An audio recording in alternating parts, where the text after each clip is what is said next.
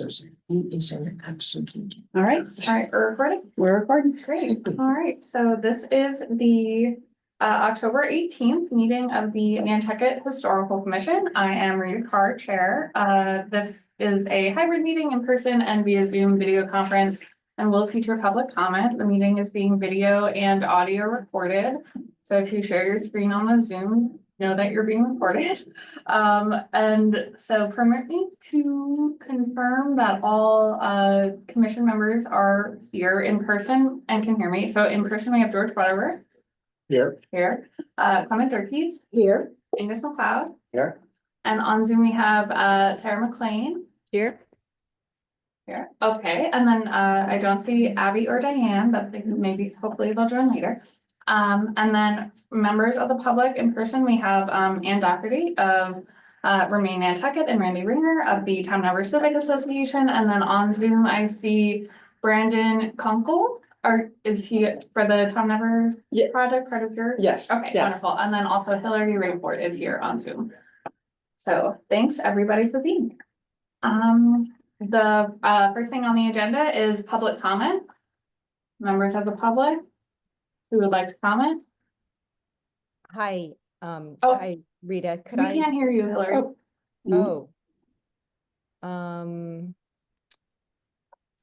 Well, you still can't Hold hear on me? one second. It could be on our end. I can hear. Oh. All right, hold on. probably Yep. are. We can hear you now. It was on our Okay, end. thank you. Thanks, everybody. I wanted to make a public comment. Would that be okay, Rita? Yes. Great, thanks. Yeah, so I wanted to bring to the attention of the commission something I'm sure has already captured your attention, which is the application to the HDC for permission, a permit to demolish the former coal gasification plant down by the waterfront. It's a brick building. It's a historic building, and it would just be very, I think, unfortunate for Nantucket if we lost that bit of our industrial history. I also think that there's, it would also just be a lost opportunity for creating something that could be incredibly cool for our community. A building like that could never be built again today. Well, you don't want to say never, but it's unlikely to be built again today on Nantucket. It's taller than the height restrictions down there. And it's just a cool historic building. So, you know, we're in a world where folks, cities and towns all over America are revitalizing their industrial areas along the waterfront to create cool breweries and marketplaces and mixed use neighborhoods.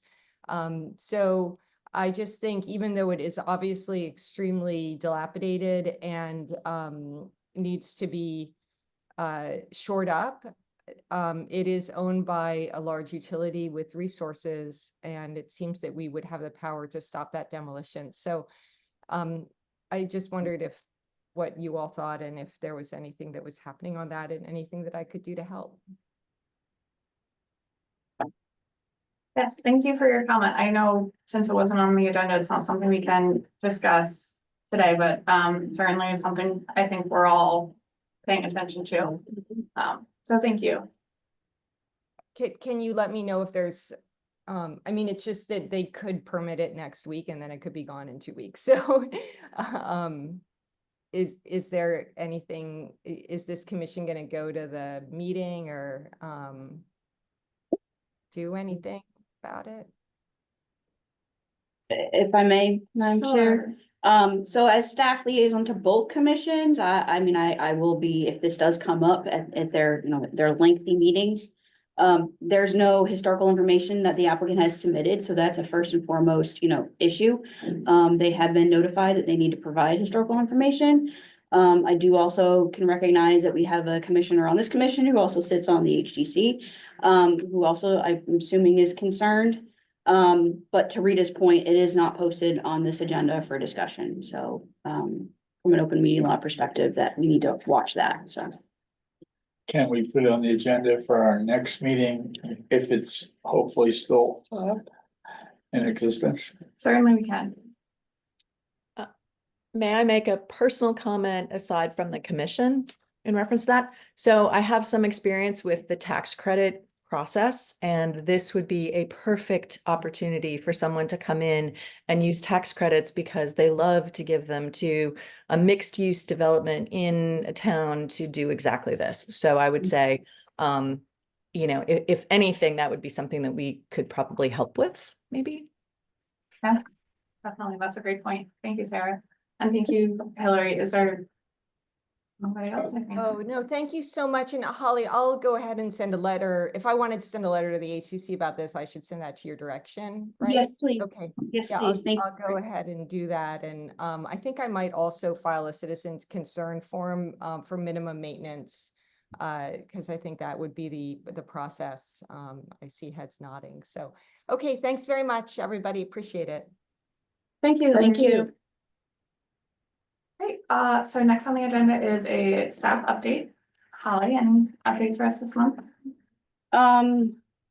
Really, staff update is more or less, further down for other, I'm trying to think of anything else other than busy, to say the least. All right, sounds good. So then that brings us to the Town Lovers Trailhead Conceptual Design Review. And I know we've got people both here in the room and on Zoom for this. It was in the packet on these design documents, and we've got some paper copies here in person, but Andy, you guys wanna take it Yeah. away? For those who haven't met me, my name is Ann Doherty. I'm with Remain Nantucket. We have a history and care very much about the economic vitality of the island, and that includes abundant bike paths, and we're big supporters of the Wave bus system. We used to own the Greenhound building for a time. We built many of the bus shelters that you see around the island, and we just think it's a very important aspect of the island for residents and visitors, as I'm sure many of you do as well. So we were thrilled when Mike Burns reached out to us and asked us to participate and support the design and planning of a trailhead where Tom Nevers and Milestone meet as part of the new Tom Nevers bike path. So we met with Mike and Holly a couple of weeks ago with the near final plans. And Holly's advice was to present in front of you folks. And then the next stop would be the sign advisory committee and then the HDC. Weston and Sampson put together some great designs. We looked at like 4 different ideas.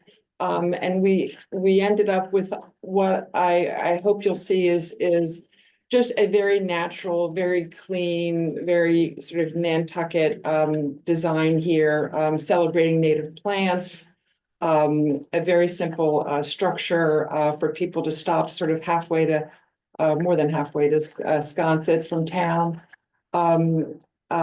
Just a very clean, simple design. We didn't want anything to be obtrusive. We wanted it to age nicely. That's what you're looking at in front of you. And perhaps Kyle and Brandon, you can pipe up now and sort of walk us through the design process and how we got here. Sure, I'd be happy to, and great. Thanks to see, I do see some familiar faces on this call, Holly in particular. But it's great to be in front of you folks and present this wonderful concept for the trailhead, and just walk you folks through it to make sure we all feel comfortable as it gets ultimately with your feedback and with Mike and Remain. We'll finalize it. And it'll become part of the proposed InDesign, currently Tom Nevers multi-path or multi-use trail that brings folks down from Milestone all the way down to Tom Nevers beach. So this is located right at Milestone Road, right across from the bus stop, if you're familiar with that location. And what you're seeing here, and if you could go back just one slide, I just to give a bit of an overview. You know, we really wanted to embrace the natural beauty of Nantucket. It's really undisputed. We wanted to highlight it as also just educational opportunities and features, just whether or not it's formally or informally. Um, and really highlight the natural beauty of Nantucket as was mentioned earlier. So as I mentioned, right at the top of Milestone, we would be tying in behind the existing bike path that runs along Milestone, and then going towards Tom Nevers in that direction. So next slide, please.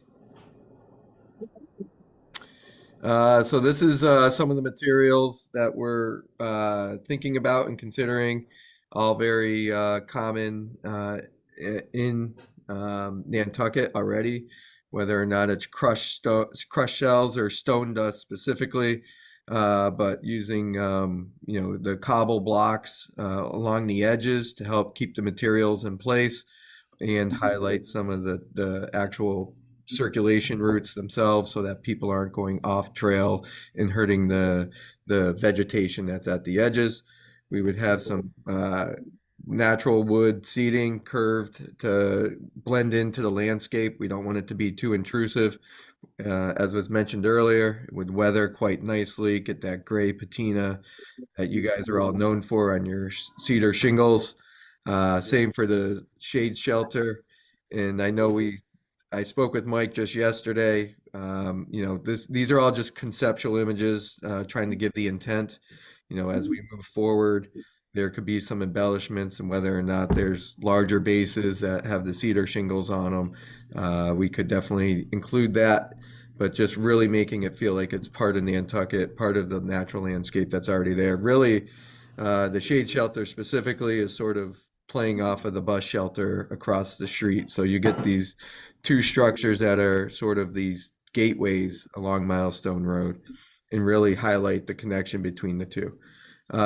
As I mentioned earlier, we thought the landscape vegetation would be a great place for visitors as well as residents to really start to understand and appreciate the beauty of the vegetation and the natural landscape. So we would include some interpretive signage or informational signage. And because it is a bike trail and about midpoint, we thought it'd be a great place also to provide a bike repair station, just so you're not stranded halfway along the way. It's a nice amenity to have. And then obviously some bike racks where people can actually get off their bikes, go have a picnic underneath the shade shelter, so on and so forth. Next slide.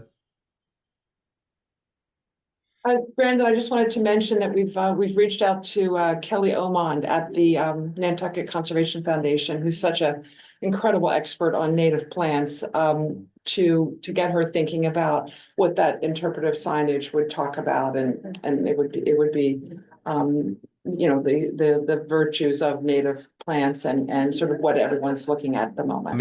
Amazing. That's great to hear. And just sort of, I've had these conversations throughout my career, and what's the definition of native? And, is it specific to Nantucket? In my opinion, the answer is yes. That seems to make the most sense. Or is it native to New England, so on and so forth. So these plants are definitely going to be refined, and we'll work with the Conservation Commission, so on and so forth. But these are more about intent. We want to get some flowering trees to really make it pop, particularly during the spring and fall seasons. We want to get some year-round color. But we want to also highlight the dunes and using some dune grasses. We want to give little nuggets just of interest, whether or not they're sculpted stones with, maybe it highlights some of the birds, as you can see here, that are native to Nantucket. Just little things that are hidden within the plants that, are really sort of these special moments where people are like, oh, I didn't see that last time I was here. Oh, that's so cool. So just really to get people excited about using the trailhead and then continuing on their way. And then obviously some native wildflowers. We want to provide habitat for whether or not it's bees or the moths. I know the moths are big because I've done a lot of work on Nantucket, but really providing some natural habitat for really, animals, to whether or not it's for food or for actual, living and residing in. But, we really want to embrace that Nantucket natural feel to it. So next slide.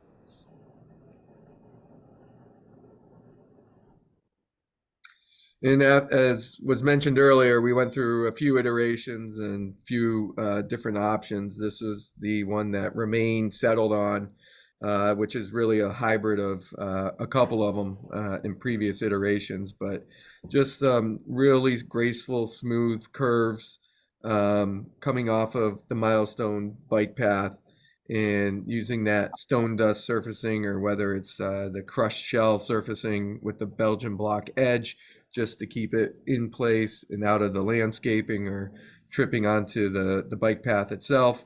Just it's a different texture to allow people to say, all right, I'm no longer on the bike path. I should probably dismount my bike because people might be having picnics, or it's just a different, softer material. It's not hot. It doesn't hold that same heat as the asphalt bike trails. So it just provides a little bit of reprieve. We would have some of those flowering shade trees with the curved bench underneath it so people can catch their breath, particularly in the heat of the summer. We would have the bike racks next to the bike repair station just off to the side. And then we would have that shade pavilion with a picnic table underneath it. And then really right at that trailhead, we would have that native wildflower bed to give that pop of color, that texture. And then we would sort of soften everything and sort of screen and pull that all back with the native dune grasses along the perimeter edge. So it sort of encompasses you. You don't feel like you're being exposed, particularly, as cars are going by on Milestone Road at 30 miles an hour, unless there's a backup, which I'm very familiar with those backups. So, but this is the general shape. The bike trail connects directly to the bus stop right across the street.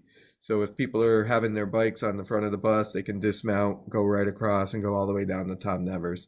But the idea is that this is really a bit of a gateway and a destination location for that trail, for the Tom Nevers bike trail down to the beach, where people can continue on their way and also, go in multiple directions.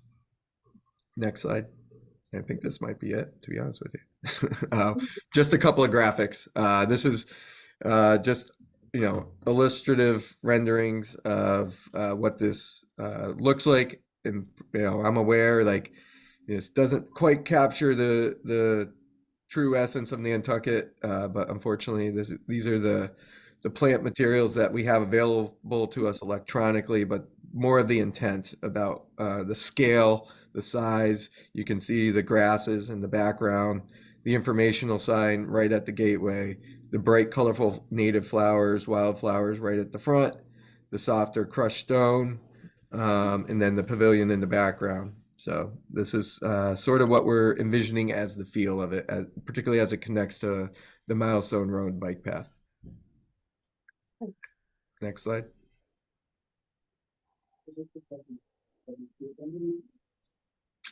And I don't know if you guys care about the budget or if this is public knowledge.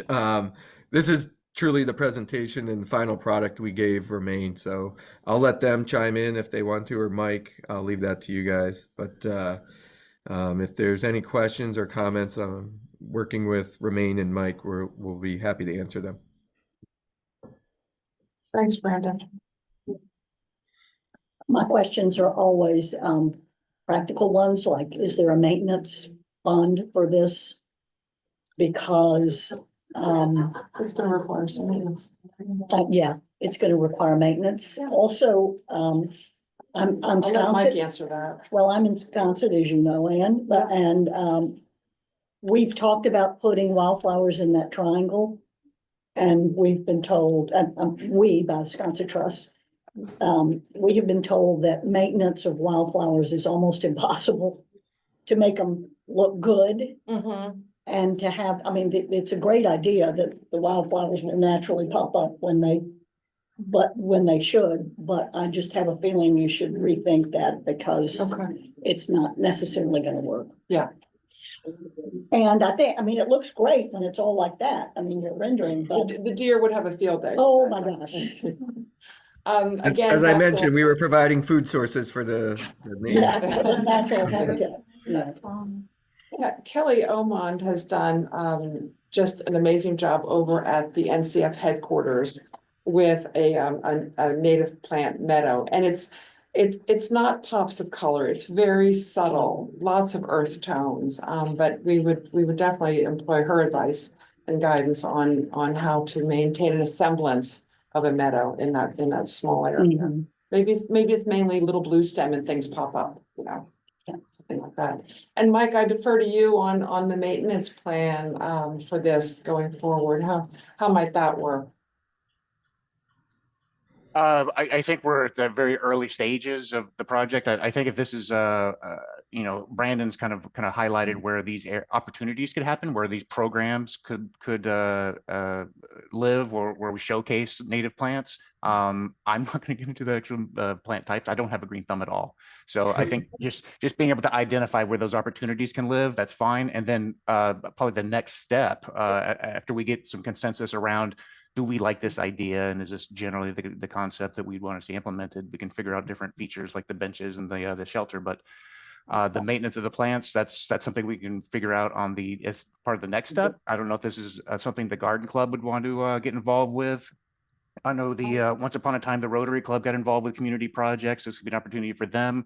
There are student opportunities probably to do this. The Conservation Foundation, as the director Butter, could probably participate. I think the opportunities here are just endless of who can actually help participate with this.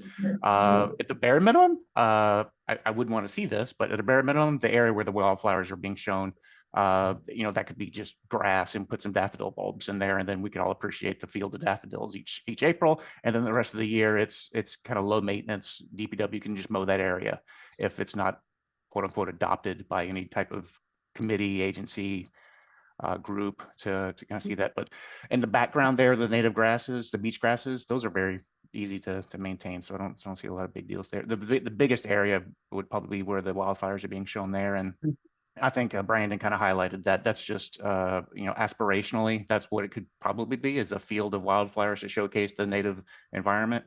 But it could be other things as well. But we have definitely a spectrum of opportunities here, and definitely no shortage of groups on the island that could probably help adopt this area, or not, and we could do it through the town. But I think the opportunities are being showcased here. Yeah, and the Tom Nevers Civic Association, Mike, would obviously be willing to contribute to any maintenance costs associated with it. I mean, I can't speak if it's a $50,000 annual thing, of course not. If it's a $5,000 annual thing, then it's probably more within our budget, but we could certainly step up and do something there. Mike, I just have a quick question. Who owns this property now? Yeah. Whose property is this? And I'm sorry, Randy, I didn't see you in the crowd, but good. And I'm sorry I didn't mention the local neighborhood association could probably adopt this as well. But this area here, I believe this is within the county layout. I'd have to double check the plan. This is right on the cusp of the state highway layout and the county layout. So this would be under public control. Long story short, it's a public way. I remember the house just prior to that, the house that burned a couple of years ago. I thought this was their property. You're saying this is all public? Yes. Correct. Yeah, the Commonwealth of Massachusetts owns 66 feet of right of way within Milestone Road. That's the state highway. There's another 150-foot layout that the county maintains through this corridor. So it's an addition to that 66 There's no necessity for getting an easement. Not for this trailhead. The path itself, different story. For this trailhead, yeah, I think we're good. Right, but then the path from the trailhead to what would be the Tom Nevers bike path, would that require an easement? Yes, and we would coordinate with the Conservation Foundation for the portions that cross their properties. Oh, it's conservation. Oh, so it's Nantucket Conservation not Foundation owns private. that. Correct. It's not an individual. Correct.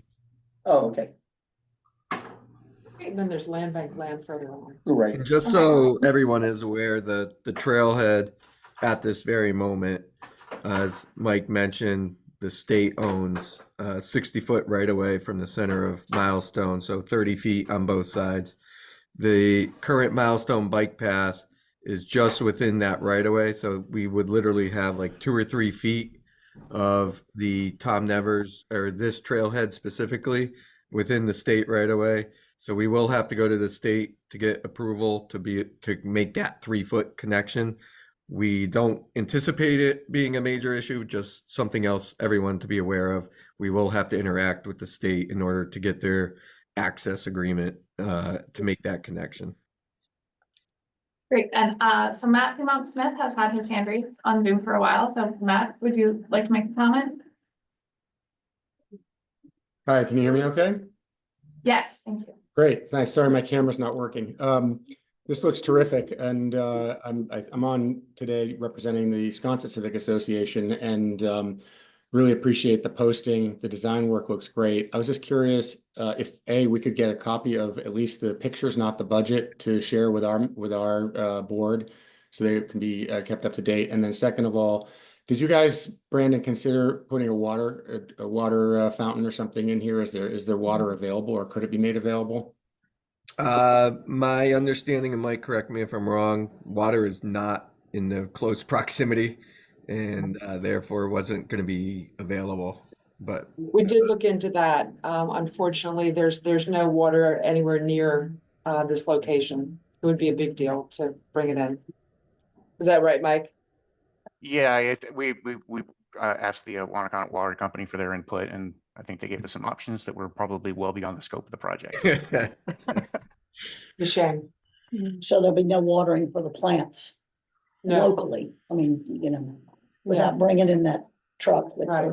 They'd have to be native with the longer root systems and Mhm. without needing the watering. Well, the trees will need water to begin with, but that's. yeah. Yeah. So typically there's we've extended them for certain scenarios requested by the clients. There's a 1-year maintenance period to get the trees established, or really all the vegetation established. We've had other clients request a 2-year just to ensure once the 1-year warranty runs out that they're still getting maintained at a high level. So that there's options that could be included within the contracts.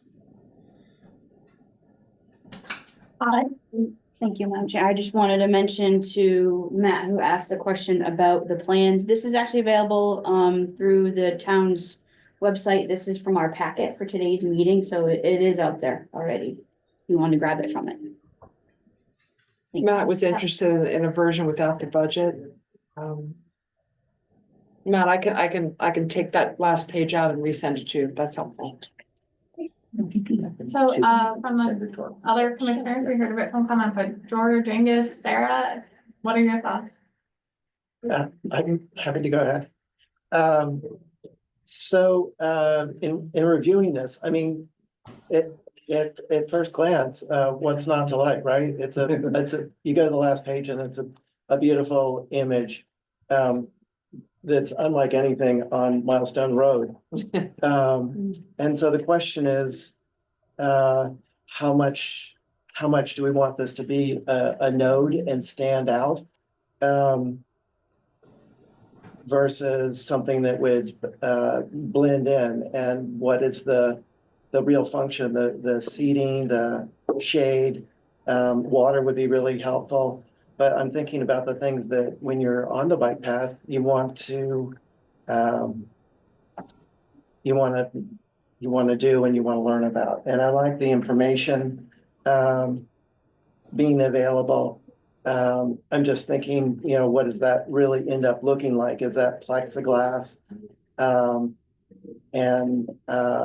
like the natural wood of the frame of it, and of the structure, and certainly the bench. But the wildflowers, they're beautiful, but they are a certain amount of maintenance. Anytime that I've seen a picture like this, there's a landscape group that's working on it, and they have water and crews, and ideally, a wildflower meadow is virtually maintenance free. Mow it at the end of the year, kind of thing. But I think I think we have to really think about how this is gonna play a part in that journey between Sconset and the Rotary. Because this doesn't look like anything that's on the road there. Yeah, as Brandon, if I could tackle that, Brandon, as Brandon mentioned, it's the software that they have, and it is a little bit of a Disney-esque kind of rendering. Those, as we said before, those wildflowers in the foreground, I imagine it's gonna be little blue stem and native asters and some goldenrod. And the idea of getting a garden group or civic association to adopt it and maintain it. And again, back to Kelly, I think her advice would be critical here in terms of how to make it healthy. And then ultimately, it's going to be a blend in waste stop. It's not going to be something that you notice. It's meant to blend in. That's the intention. There are lots of examples of signage around the island. There's some great signage in front of the Salt Marsh building, celebrating their native garden. The land bank has some great signage around. I mean, we can we can come back with different options of that and have you pick and choose what it is that you like. But it seems a good opportunity while people are stopping and taking in some shade to learn about the area. One other thought while I'm at it is just the colors, the green of the bike station and the rack popped out to me. I think a dark gray or something. Green is just such an unusual color for something. Maybe like that a isn't hunter grass. green, like an Essex or something. Maybe, but like everything turns gray during So just go with it. So yeah, even like. The intent of the image was though, like, because we went through a couple different styles, and one was actually like a natural log that had channels in it that bikes could be rolled into, for example. But like, we just wanted something that was simple, not a very big, strong profile. And yes, the color we can change certainly, but the intent is it sort of blends back into the landscape. It's not very intrusive visually from the road. Just something very small from a weight perspective was the intent of the bike rack specifically. The repair station's a little bit different, and it's got to be able to support a bike, and it's got tools that are provided as part of the kit for repairing your bike, so on and so forth. They do come in different colors. We could probably do a custom color for sure, but usually the intent is it is a little bit more visible, so people are aware, like, oh, I have a flat tire. Oh, wait, there is a bike repair station. Great, I don't have to stress out. But of course, now everybody these days have cell phones, and you can call someone to come pick you up. But Jump on the bus. Yeah, I think unless it's a scrub oak or a pitch pine, it's gonna stand out, yep. whatever it is. And the only other thing is the curb. My only concern would be, people going along there and catching an edge on that. I understand the need for separation and not wanting people to run into it.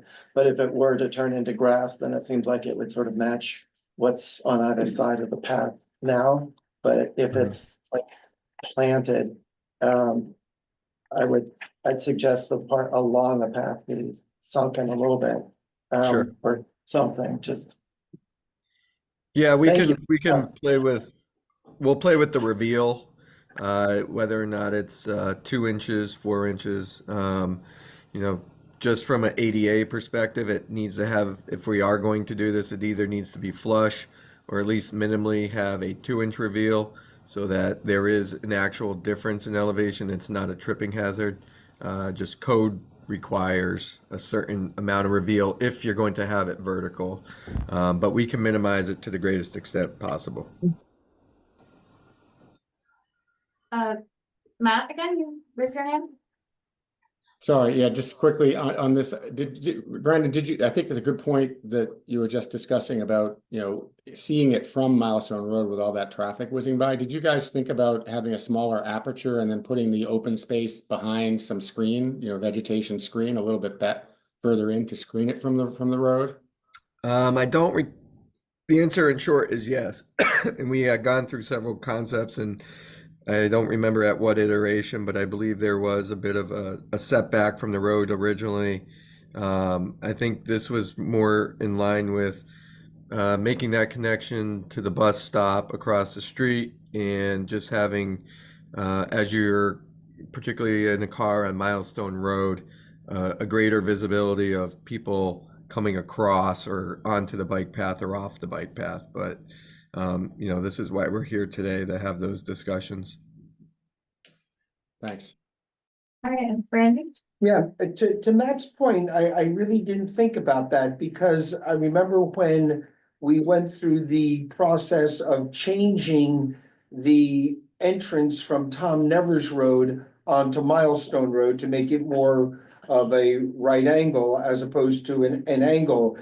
That still is a pretty tricky exit from Tom Nevers heading down to Milestone Road, because the cars coming from Sconset are still not visible completely, especially if they're going, say, 45, 50, or 60.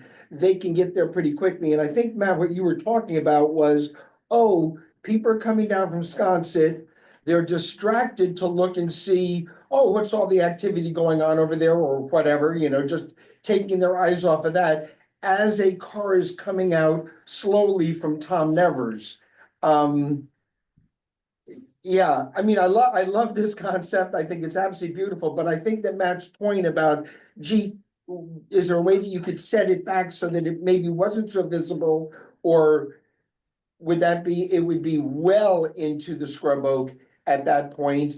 I don't know. I think that's something that, Mike, I think you need to consider that in terms of the visibility, and the visibility coming out from Tom Nevers Road onto Milestone, and the potential for distraction as you're coming down Milestone, that you take your eyes off the road, you're looking to the left, look at all that activity, there's a small family, I see somebody I know, something like that. I mean, I don't want to gum up the works, but I think that your point is well taken, that it could become a distraction, which could become a problem. This is, the location of this is right, across from the other bus stop, so the cars from Sconset are just cresting the hill Correct, at that point. correct. Being known, right? It would be right there. Yeah. I mean, one thing we could consider to create a bit of a buffer there would be to scratch the meadow in the front, which we're all sort of struggling with a little bit, and plant clethra or native bayberries, so you've got a little bit of kind of a mound and a hedge, and a little bit of privacy. Sure. If I may. They would do well there.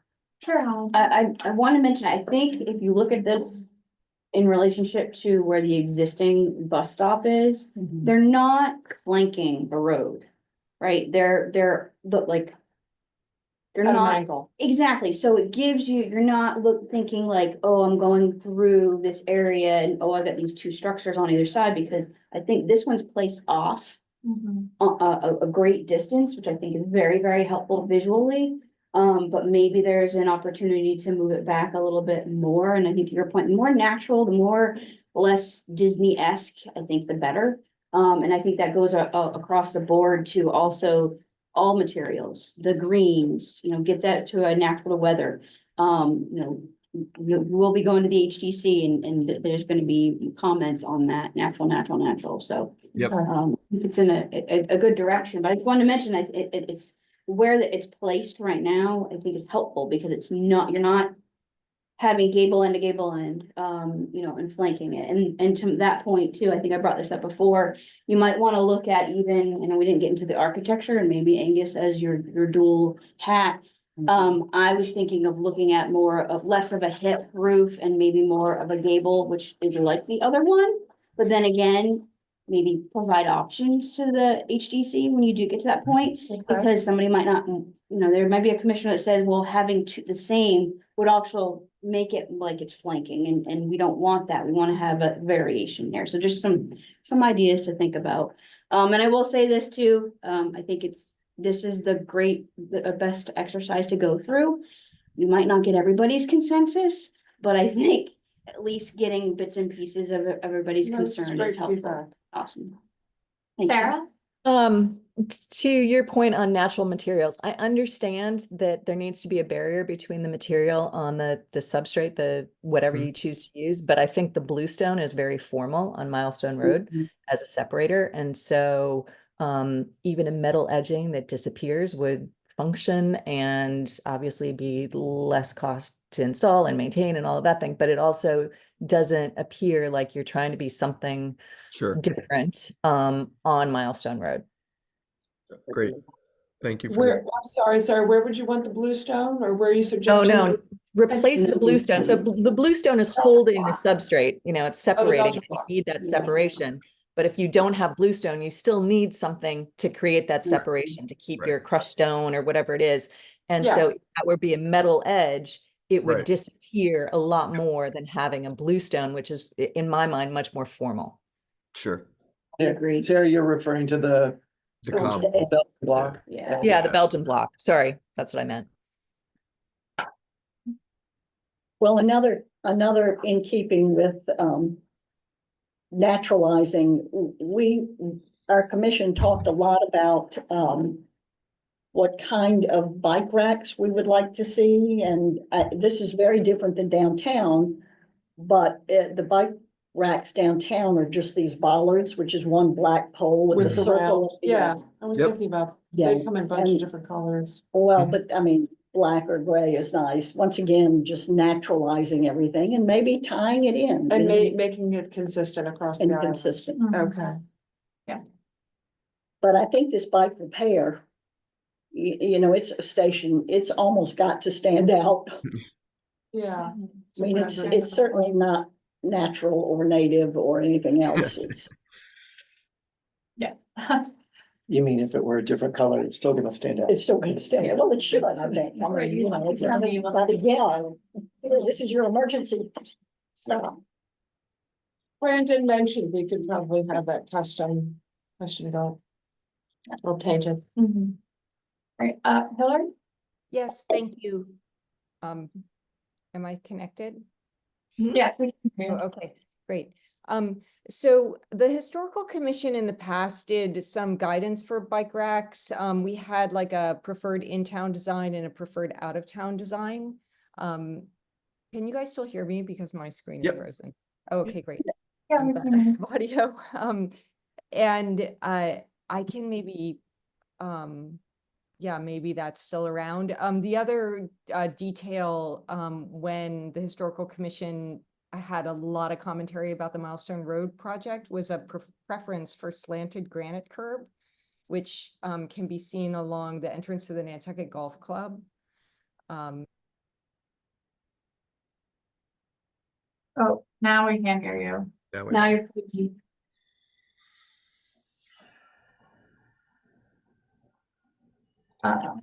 Well, while we're waiting for that, I love the idea of some sort of planting that is, that gives that space, you can still sort of see into it.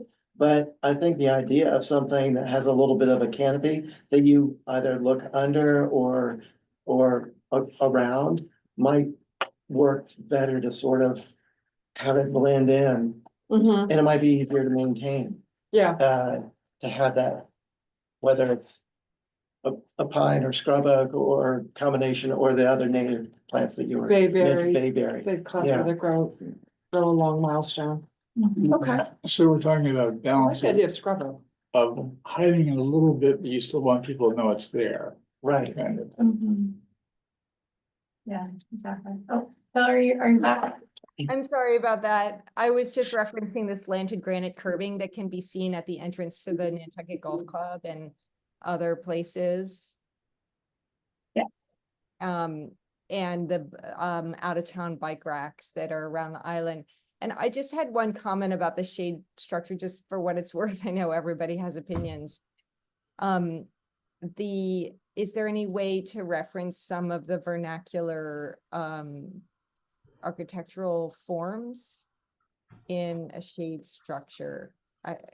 Yes, the answer is yes. This is really just, this was more intended for the size and scale, but the actual details we will, like I mentioned earlier, if there's bases to the columns and we clad them in cedar shingles and we do a cedar shingle roof, or, we have details on the roof itself that sort of mimic some of the other architecture of the island. We can definitely do all that.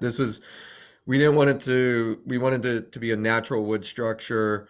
We wanted to give a sense of the scale and the height, just to say it wasn't something very massive, but enough to have a picnic table underneath or 2 picnic tables underneath, so that people can, have a lunch while they're riding their bike or so on and so forth. But Yeah. we can definitely customize the shelter to the greatest extent possible. Thanks for hearing my comments. Yeah, thank you. Are there anybody else? I keep saying one last thing, but they keep occurring to me. This, whenever I see someone pulled off on the side, I think, oh no, if they had an accident. And so it really is nice to have a pull off. I really appreciate the effort in this. And I think it's just a matter of working out the details, but it's something that is needed and certainly would be used. And thank you for bringing it forward. Yeah.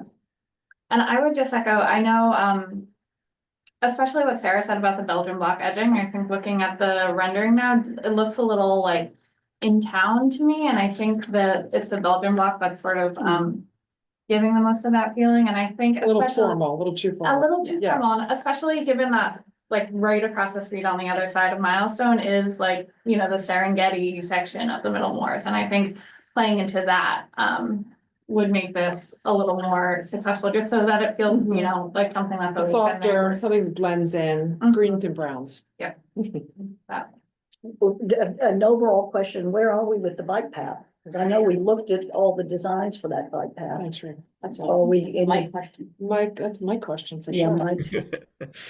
That's a Mike question.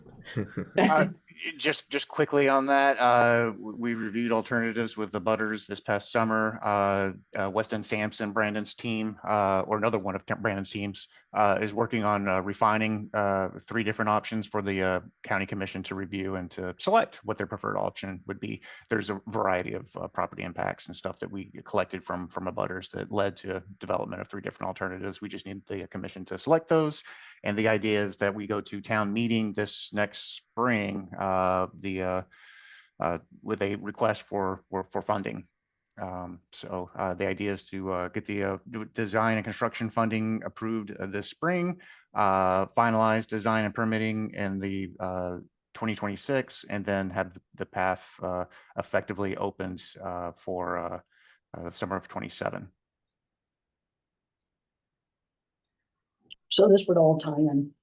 Yeah. Timeline. Be part of that, yeah. This project has its own value just as a standalone, even if there weren't a bike path to Tom Everett, right? Because there aren't a lot of really nice places to stop on the way to Sconset, where you have a little protection, yeah.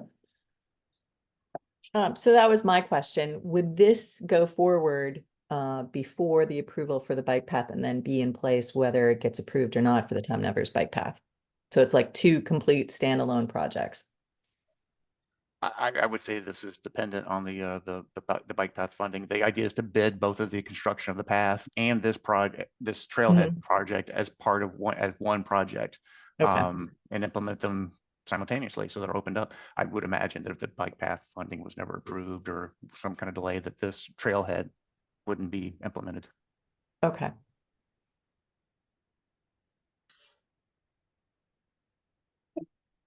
Well, great. Is there anything else?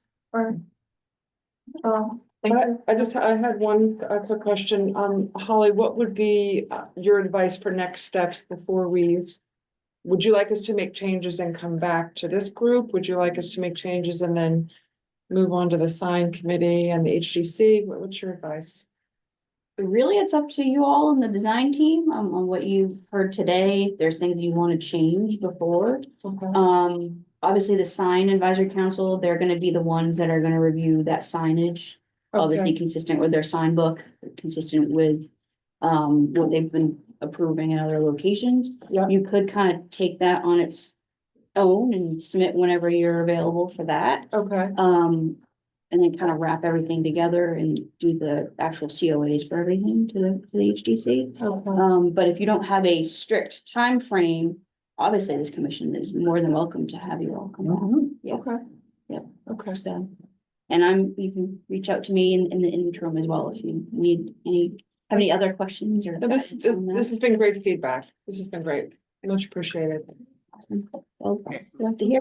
I think like, Madam Chair, if it's all right, I'll just ask Holly and Ann, is the idea that we would make corrections and bring that back to this group, or would it be, does the commission feel it's appropriate now to maybe approve this conceptual design with comments that you've made at this meeting? I think that'd probably be the most aggressive action, but I guess there's the question of, would you be willing to do that? And then two, would you ask that maybe some modifications be made, relabeling of the wildflower areas or something like this? Just some small changes and corrections before it goes to the next review board. I mean, we're an advisory board, not a regulatory board, so you really don't. I mean, we appreciate you bringing the project to us and having this discussion, but you don't need our approval. I don't know how everyone else feels. I agree. I think it would be probably helpful to, I mean, it's nice to have consensus and support. And we talked about a bunch of things, so I think in order for us to sort of all together say, yeah, this is great, go to the other boards. It would be helpful to sort of see the interpretation of the comments that we've made in a proposal. But it's, yeah, but as Rita said, it's, I mean, it's not necessary, but of course, you know, you wouldn't be here if you didn't want our opinion, so. Mike, I think we're happy to do that. I think this has all been really good feedback. I think we can figure it out. I wouldn't mind. We have time as well, don't we, Mike? Oh, absolutely, absolutely. There's plenty Yeah. of time, and we do like to have a coordination with the historical commission on projects like this. I mean, you've provided comments on a variety of projects in the past, and I think that's the spirit of this outreach, is to just again build consensus, as was mentioned. Okay. Would it be helpful to have a consensus document, if you will, of the comments that have been provided to? Yeah, I mean, you have our notes. I don't know if, like eventually if you would like some sort of letter of support from the NHC. I don't know if we're. That would be great as we sort of march along in front of the sign advisory committee and especially the HDC. But Brandon, I can go back, talk to Cecil and Rachel, and I think that we can have you do a bit more work on this. Sure. And incorporate all this feedback. I don't think it'll be involved. No, Is that okay?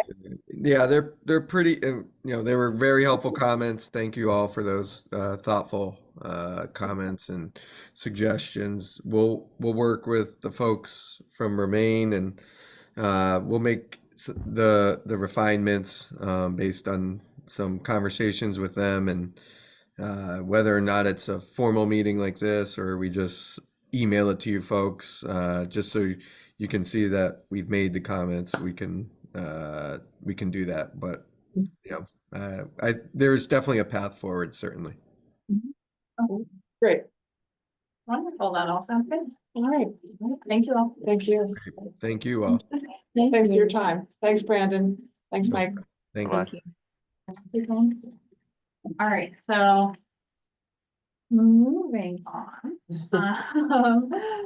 Sorry, so next on the agenda, we have the International Training Course on Climate Action for Sustainable Built Heritage and Management that ICROM is hosting on Nantucket. So Thank you. Thank you very much. Thank you. Yes, so I received a request to attend this. I guess this is considered their second annual. This is with the University of Pennsylvania, and it's engaged with them. They were looking at material conservation, so how does historic materials interact with climate change and all that? And so they sent a request for a couple of town staff members to sit on a panel. I'm supposed to find out more information, but this is supposed to be on Halloween. So I guess stay tuned. It's gonna be, this is through the NHA, so of course NHA is obviously want to have the public engaged as well. So I'll stay tuned. I'll let you know what I hear back. Alrighty, sounds good. Then next after that, we have the ongoing survey work. So at our meeting last month, we heard from Cleary about Cleary Larkin of the University of Florida and program about the West Monomoy survey project that they got funding for through the Community Preservation Commission last year, and they told us they were planning an October kickoff meeting that I believe was supposed to be tomorrow, but because of the recent hurricanes, they have pushed that back, and it will now be Saturday, November 16th. So just an update for everybody on that. Holly, is there anything I missed? Nope, you got it right down. It'll actually fall right after, Yeah. like. The day after. Day after our meeting for next month, so it'll be perfect. As a reminder, and then we're I know Cleary's kind of finalizing the location. I think it's going to be at the African Meeting House as the central community location. But once we get that finalized, of course, I'm gonna wanna make sure we'll have a open meeting law posting, so that way we have a quorum, we're okay with that. But really, this is the community engagement function. And I think Clary was very spot on saying that we're gonna wanna have more of these for this project, because the community engagement is very, very important for this work.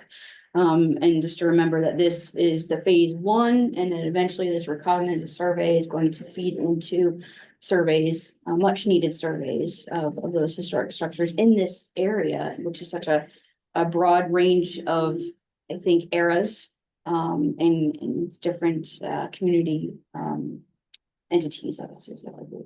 So very excited of this work that's coming on, and Clary was sad about wanting, having to postpone, but it makes sense with the hurricanes. There's way too much going on, so I get it.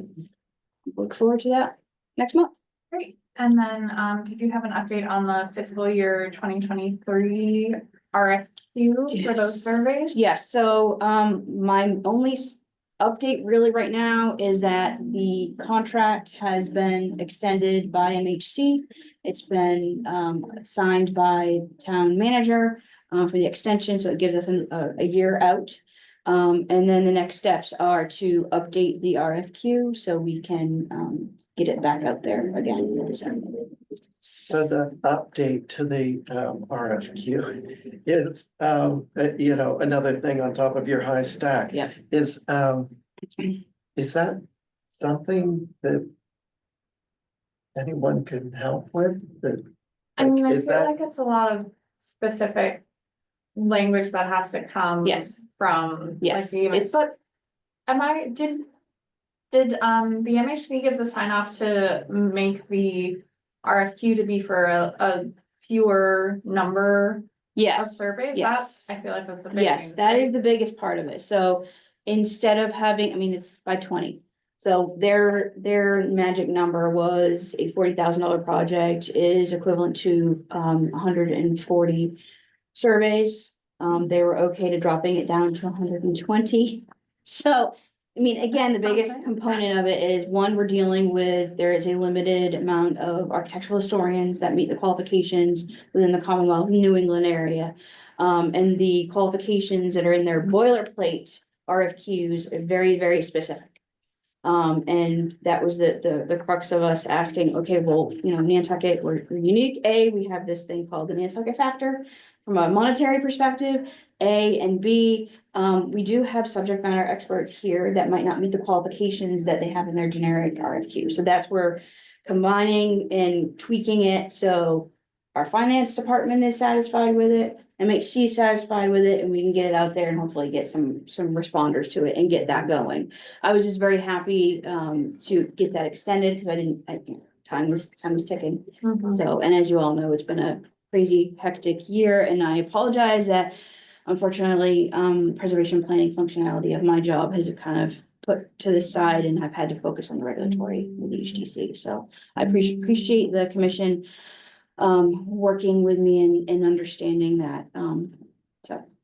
Hopefully we'll get some more answers and get that going. Yeah. I'd like to have that done within the next couple of months. Great, Get it yeah, done. and hopefully now that it's doing some napkin math, it's $333 per survey instead of $285, so hopefully that's a little more attractive to people. Yeah, it sounds like what needs to happen is the number of projects needs to go down, the money needs to go up, so that it makes it more viable for Yeah. people to bid on. Right. But is there anything else besides those two pieces that we can do to open it up to a wider? Something that I think would be very helpful would be to make it so that all of our deeds are accessible online. Yes. Because right now in the registry of deeds, you can go back to book 106 online. On the town, masslandrecords.org/or.com/Nantucket, and then Family Search, the genealogy website, has digitized microfilm going back from book 1 to book 58, but then you've got this gap where you can only access those deeds if you're downtown at the registry looking at them on paper. So I think digitizing that or making those deeds accessible online would go a long way in, making it so you didn't, obviously whoever does these surveys is going to have to come to Nantucket and see them in person, but you could bridge that gap online if you do a site visit here and then you're back, in Providence where Pal is or you're wherever. So I would I spoke a little bit about this to Jen Doherty from BMHC, Mass Historical. I asked her if the Mass Historical Survey grant funding could be applied to something like this, and she just said flat out no. So I think CPC would probably be our best option, which of course puts us a year behind. But I don't know, Holly, do you think there's obviously, I think, other steps we would have to figure out, how much does this cost, would this cost, look into other possible funding sources. So I think maybe this is something we should put on the agenda to discuss more deeply in November. Well, but it may be beneficial to reach out Jen Ferreira, who is the registrar, that's county level. And there may be some things that we're not privy to. Right. So definitely getting them on board first, think would be the best course of action. They may be great with that and say, okay, that would actually help with title searches for people on islands, whatnot. I definitely think having that conversation with her first would be the best course of action. Okay. And then if this is something, definitely a CPC, because CPC has paid for those type of things in the past for other entities for digitizing. And maybe even the wind farm fund. Oh, that's It is a form of preservation. Yeah. Absolutely. But who, I could save it for when we go deeper, but I'm just thinking some are available, some are not. What the ones that are available online, what entity made them available? And is that something that they could expand? Yeah, so I mean, Mass Land Records, they have, I believe maintained by the county. Well, it's Registry of Deeds, William Francis Galvin, Secretary of the Commonwealth, and then Nantucket County, is the. So I'll try and talk to Jen and get more information, and we can put this on the agenda for next month. Great. But perfect. Any other when you talked about the book that they digitalized back to, what does that correspond time wise? It's around 1920. Yeah. Or 19, yeah, like mid-20s, I think. Yeah, it's also hard, you go back when, before they had typing. Oh, yeah. Some people had wonderful handwriting. Oh, Some people didn't. Yes. Let's do it. You got Yes. accustomed to the different writings, but yeah. Yes. Okay, and then but to Angus's larger question, can anyone think of anything else that we might be able to work on to make this easier. make it easier? Well, the whole idea of the standards of the people that can even apply. Well, and then there's do the another work. component of this, so. You know, I really do think this CPC project that Pin is going to be spearheading with us on with the West Monomoy area. Here is an area of our survey plan, right? That they're doing the recon survey for. So this is not gonna provide actual tangible documents, but it's gonna provide the information to feed into those. And I'm wondering, is that something that we should consider? Help going forward when we want to tackle another area. We could extend that to. If we treat these neighborhoods as a phased approach, to do a recon first. To gather all the information, which can be done through a funding source, whether it's MHC's planning and survey grant or it's the CPC process, but I do think that that's something. We as a commission may want to think forward on. I mean, we have this great document, the survey plan, which I definitely, the more and more I dive into it, and reminding a lot of hard work that we went into to create it. There's so much rich history here that it's not just like other communities where you can just go to a local library and you find everything. There's a lot of primary sources that are not necessarily readily available and secondary sources. But we do have a lot, so it's just something to think about. Look at our scope. Right, and we also have all recognized that there's areas out of the 59 neighborhoods. That there's gonna be more information readily available than others. So, yeah, just something to maybe put this on the agenda for next month to figure out. And I did want to mention, while we have the ongoing fiscal 23 survey planning grant ready to go, just need to get the scope out there, RFQ. They just did their announcement and for the next round, for next fiscal year.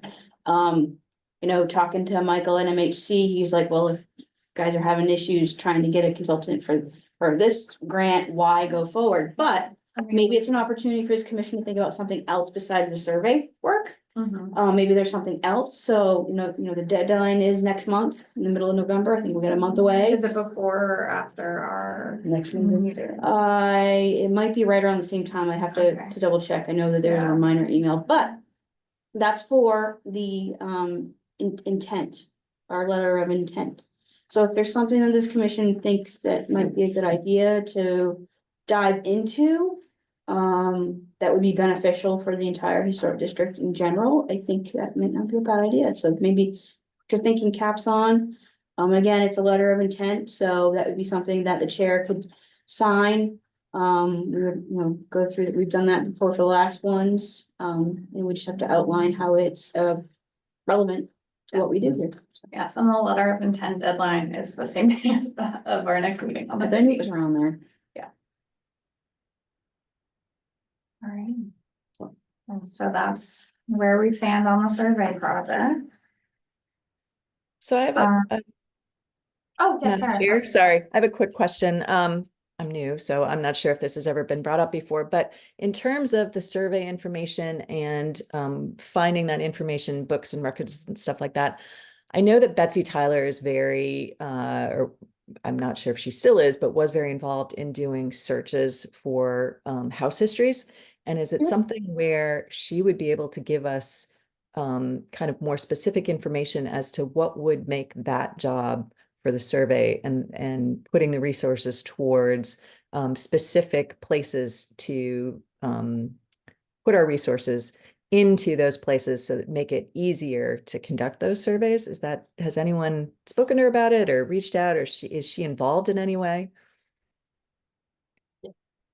I mean, yeah, I talk to, Betsy a lot just through our work for the Preservation Trust. But yeah, sorry, Yeah, Holly. no, I mean, so I think we've all talked to Betsy. She was instrumental in working with Sconset Trust, her and Marcia, and taking those extensive, if you have not gone on Sconset Trust's website, please do. But taking those very rich histories, codifying them into the very prescriptive Form Bs. It's not easy. And then talking to Cleary, who has experience outside of Massachusetts. She's told us that those, I mean, she might even said it in one of these meetings, that our Form Bs, our building forms are very extensive compared to other states in the country. So it's not just a Nantucket thing. I think it's also a state thing. But yes, Betsy has been, I felt bad. There was a lot of work that they had to do to really take those rich histories and just codify it into this very prescriptive form. So, I mean, I don't know if I'm answering your question, Sarah, but no, it's a good point. She's definitely a point of reference for a lot of things, a lot of the histories that she's done. Whether it was a contract that she had with NPT or if it was something from so she helped out and provided quite a bit of her research as well as NPT for the PALS surveys that they did for us. So yeah, she's definitely a resource for Marcia. And I think that's something Betsy would probably say, and something that I would echo is also something that would be helpful in terms of research and completing these surveys would be if the newspaper archives was back up and running. Oh, that's the $1 million So issue. hopefully we'll have some updates on that at some point, but yeah. Yeah, I would just say, as somebody who's just done a couple of house histories, that even if they just digitalize the indexes of grantors and grantees, Yeah. that would Yeah. give you a big shortcut to pulling the right book to actually find the deed you're looking for. A lot of work. That's a lot of work, and I know, you do it more than anybody else does I now. was there yesterday. So, yeah, it's a lot of work. Hillary? Hi, thanks. I just wanted to contribute to the discussion, just working with the data sheet of the National Historic Landmark. So I'm doing a project now associated with my master's in preservation studies where I'm working for the, volunteering for the Massachusetts Historical Commission to help them with some of the very old national historic or registered historic districts in Boston. So I'm looking at specifically Brookline Village, and they don't have a data sheet for this area. So they've asked me to produce one so that they can make a determination about which buildings are contributing to the district or not, because with all the transit plans and developments, they have to have a way to know, what they should look into more deeply. So it just occurs to me that this might be a middle ground for Nantucket. I won't be preparing any Form Bs, but I will be beefing up that data sheet so that it's current and that associated with that, they actually will be determining which buildings are contributing or not contributing. And that's something they've invited me to have opinions on and give them advice on, but ultimately they will make that determination at the state level historical commission. So anyway, it was just a thought that maybe there would be some fruit there that would help the historic district to focus on making the data sheet more verified and robust with the contributing or non-contributing guidance at the data sheet level. Yes, I mean, we do have the list of structures that was completed for the the last time that the NHL was the NHL was updated. updated, and I know the date on that is, I just pulled it up here, November 1st, 2018. Yeah. But that was also 390 used. pages. Right, but that document, that 390 pages was used by PAL to create our survey plan. So that's already been done. They really codified it. If you remember correctly, if you look at the one that's on our website, the Excel spreadsheet, it's kind of like no rhyme or reason how it's not in order. It's So they fixed that. Not only that, but if you look at the survey plan, they even went so far as to analyze within that particular neighborhood, how many are already on Macris surveyed, what is left based on our 1975 date. So they've kind of used that, and that was the issue before, and they even outlined that in the survey plan, like the fact that here NPT got CPC funding to hire Brian and others to update our NHL nomination, and then that document is just really sitting there, not really being used. So this is that next step, and that's what they did in that. I wish you luck on that, Hillary, for Brookline. No, it's I picked not a easy. very small National Register district. Yeah, I mean, maybe even though with our data sheet, like, since 2018, unfortunately, I know there have been a number of contributing buildings demolished. Yeah. Or even, parcels that have now become conservation land that would make them contributing when they weren't contributing before. Maybe that is something worth exploring. Yeah, that would definitely help. I mean, I'm always one that says that, any plans, and that includes our survey plan, it is a living, breathing document, so we can amend it as we need it, and that would be something definitely to look at. Agreed. Oh, one building that I have an interest in that maybe for the future docket is the building that's, the land bank wants to take down, destroy, move away, to make it easier for trucks to go to Steamboat Wharf. I think that's a really interesting building and a great location. I think it's tied in with the railroad originally.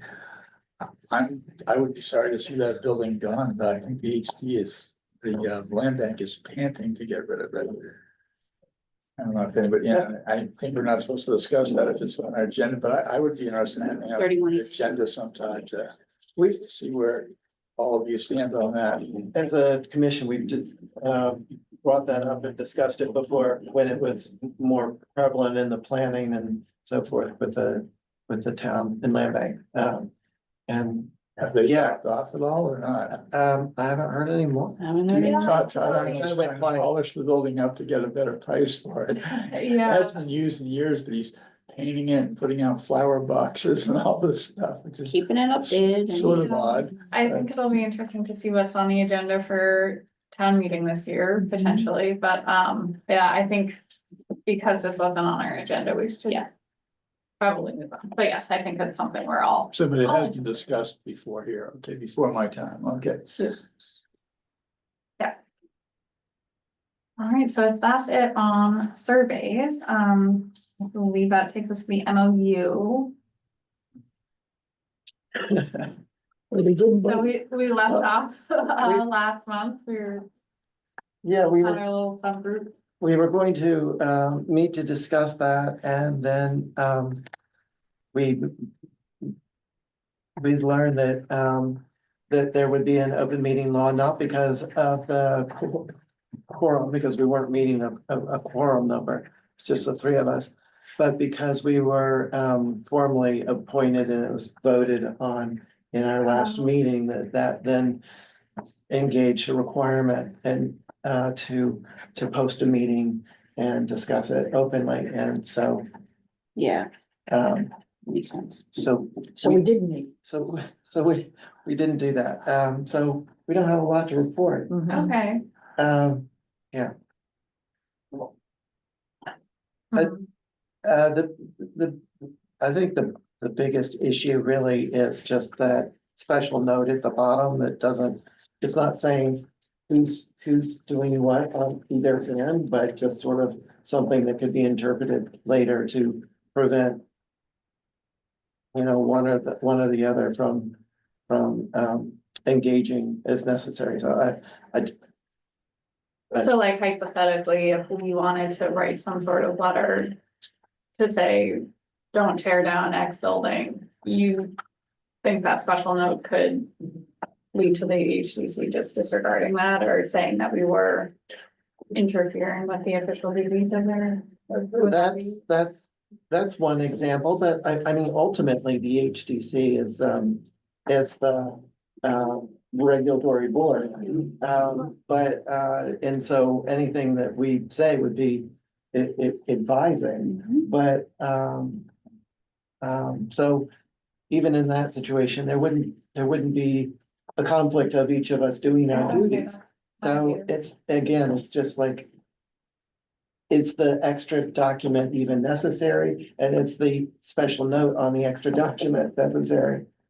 So I guess we'll have a discussion when we can post a meeting. Yes, or maybe we should, since Diane and Abby aren't here, maybe we should hold off on voting to accept this or not until we have our full board.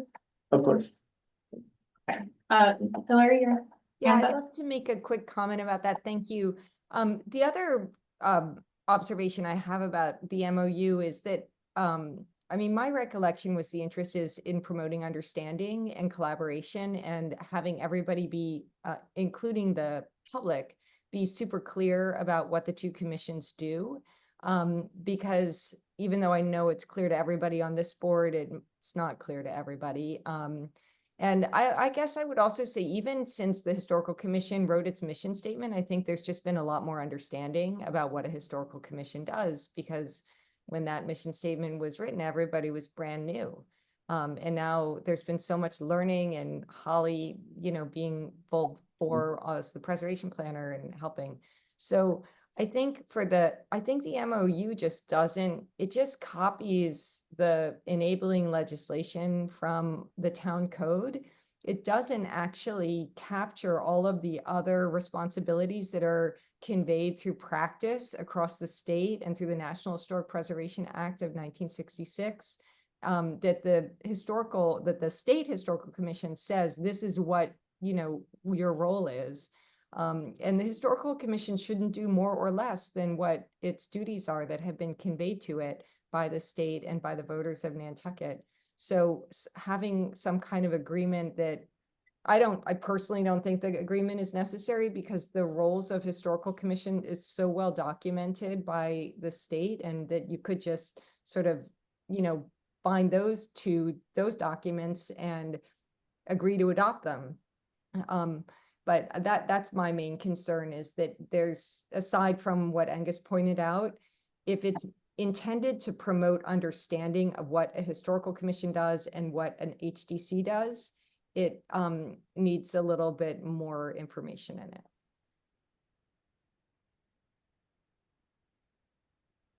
Right. Well, if we're gonna wait until we have a full board to have a longer discussion, is everyone all right with moving on at this point? Mhm. All right, and we don't need to vote on that. If we're just waiting for next month. Okay. Great. So that brings us to our commission goal document. So this was from Abby. So I'm just gonna, let's see. So this is the document from last month. So some of this is not quite relevant, like we found through our phase 3 batch 5 of the survey forms.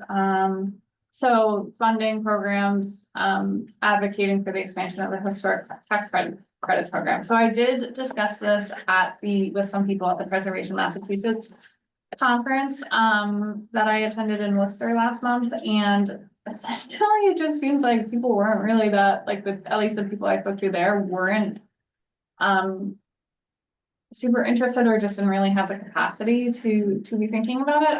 I think I might reach out next to either folks on Martha's Vineyard or on the Cape, because I feel like they're seeing a lot of this, like, just to try and determine like if they are seeing the same issues that we are in terms of building or residences that were, formerly year-round receiving tax credits, and then the income earning piece of that is that they're a short-term rental. So that's sort of the update on that. Holly, is it possible to expand that? Oh, yeah. See it just a little bit. And then so the CPC grant, we sort of already talked about that. Holly, was there any sewer force main updates? Yes, as of this week, Like I told you, David Gray is pretty good about communicating with me. And he called me and he let me, well, actually, they are starting to, or they have been this past week, working on putting materials back on Center Street. Mhm. And then I think eventually gonna get onto Lily Street. And he, called me for a couple of questions, and their person that's putting the material back had some specific questions, so. I just think that's good. They know to reach out if there's any concerns.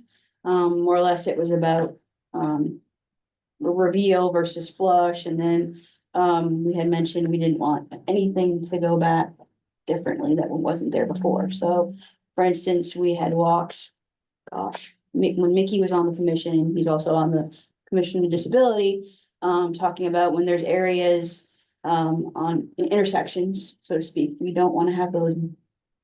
What are they? They're Circle dots. the dots, Yeah. the dots. Do not want the dots, and they came to a consensus of, and I've mentioned bringing everything down so it's flush. How do the blind people feel about that? Well, Commission Disability seemed to be fine with that, because we're not, again, there was the entire process when this commission reviewed for section 106, it was, okay, we're gonna put everything back the same as it was. So it's that balancing act between Commission of Disability and the Historical Commission, us wanting to everything to go back. I mean, this is a historic, island, and that's in the old historic district, so trying to do that balancing act as we go, so. So everything was documented with photos and Yes. measurements and everything numbered so that everything could go back to the place, but Yes. the question is what is to be flush or have the regular reveal. Well, the two specific questions I was asked was about the bumps, not having that put back. But whatever was there, that goes back exactly. And then the other one was about, making sure that they were following this commission's guidance on, the document that you all did years ago, about our sidewalks and streetscapes, making sure that what the material is put back with the breathable barrier, that it's reversible, and not set into, Concrete, yeah. so, and the people that are doing the work were well aware. Oh, Yeah, and Sarah, you had your hand up? Yep. So I can confirm that because the Gull Island Lane project is on the corner of the end of Center Street as you look back into town. And so they started with that. So between there and Lily Street, on both sides of the street, they have reclaimed granite curbing. They took all of the old material out. They've got the old brick that they're putting back in. So they, the stone dust. So they seem to be following everything that you told them that they needed to do. And it looks amazing. So, and I'm Thank sure you. that they'll get that and then they'll continue to go around Lily Street. But there's trucks there all the time. There's tons of people there, but they are doing a great job. Yeah. And it's satisfying because it was really a safety hazard when the street blends into the Yes. sidewalk and this, but it's sort of the tarred sidewalk kind of just slopes into the street, so it just seems scary for people walking. So they've done a very good job of the curbing being definitely higher than the road, which will also help with the water runoff direction of the water. And then also, how the trucks had created sort of the divot, because you get the big trucks driving onto the brick, compacting that, and then that becomes a very uneven surface. So I think in some ways they're going higher so that they hope that that won't happen as much anymore. It also means that it's much more of a flat surface in the brick. It appears wider. I'm sure it's not, but because you don't have the highs and lows going on anymore. And then they also took off, there was one section in front of one house on Center Street that had asphalt. And so they've taken that out, that they will extend the brick there. It's the house right next to American Seasons. So it will be brick continuous from the point of Gull, which is private, and then on up Center Street. All right, sounds good. Thanks for your boots on the ground report. Yes, that's awesome. Great, okay, and then, so next on this list is possibility of utilizing MPS funds for local projects.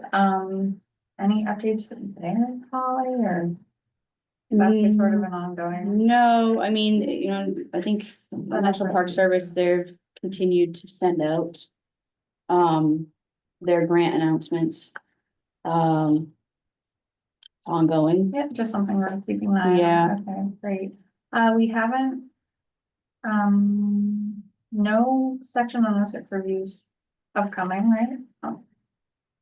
Oh, No, we had one recently. We had talked about, mhm. um, But nothing on. the- but nothing, no. Right. MOU is still working on tax credits, no new applications, right? Super index with the CLG, that's just, well, let's see what happens with that. So there are these NEC and CLG, continuing education from the MHC. Of course, the one today was at 10 a.m. today Right. for the, Right. researching historic buildings online resources. I did sign up for it, so I assume they'll send the link to the recording. Yep. Which, With the documents. too. yeah, so Yep. we can And I email that couldn't, I around. couldn't sign up for the cemetery. I Oh, tried no? to, but I Really? couldn't get Oh, to it. okay. But they must have the cemetery online. They do, and I listened to some of it because then I had a meeting, so I did get a follow-up. I can send that to the commission. Okay, great. Because I, I think Rita's right, because I signed up for the cemetery one, Uh-huh. had a conflict, couldn't go, but then was sent it, so. Which is awesome. And I didn't sign up knowing that I wouldn't be able to show up today, but maybe share that. Yeah, if you- definitely. you get that, thank you. Will do. thank you. And then there was another one on determining historic significance on the 19th of November, and then local preservation commission and laws, that's December 9th. And one thing, if you guys do attend, let me know, because I've been, you know, that's one thing that with our annual report, which we got the green. Oh, good. Yes, there, she was very happy. Nantucket's in the clear. You guys did good, so that was awesome. Because it's a lot of work to put Yeah. together, but I annotate those, you know, I try not to generalize it. If there's specific ones that the commission goes to, it'd be nice to be able to mention, you know, we I had like to say that. multiple commissioners. Great, and then we've got some. We'll see what happens with Egan Maritime, what they're working on essentially is the grant about the shipwreck. The NHA was going to be here today, but we will hear what happens after, you know, Holly participates in this, IFCROM community, you know, resiliency workshop that's happening. And then, yes, we are continuing to collaborate. So, great, that's where we are. And then, so the last thing or next thing on the agenda was the minutes from the August 16th meeting and the September 20th meeting. The August meeting minutes had some edits from Angus that are incorporated into what was in the packet. Did anyone have any other edits to these? Was there a motion to approve? Move to approve. Second. All right, so Angus on your motion, Aye. Clement, Aye. George, Aye. Sarah. I need to abstain. I wasn't part of that meeting. Oh, Yep. Thank you. And then I'm an aye as well, so that passes 4 in favor, 1 abstention. And so, is there any other business before we adjourn? Oh, I just thought of something, which is that our annual report for the town, the deadline is November 1st, but I'll email Erica and see, just let her know, it'll be a little bit late, and then so that I can bring a draft to to our meeting next month. So I'll take care of that, but. And I can, if you want, I can provide you some information for that, because I had to kind of compile all that stuff for Oh, the CLG report, Okay, which is wonderful. combination of both. Yeah, that would be a big help. Thank you. Anything else? All right, are we ready to adjourn? I move that we adjourn. Second. Right, comment on your motion? Aye. Angus, Aye. George, Aye. Sarah? Aye. I'm an I as well. Great. Thank you, everybody. Thank Bye. you. Bye. Have a great weekend.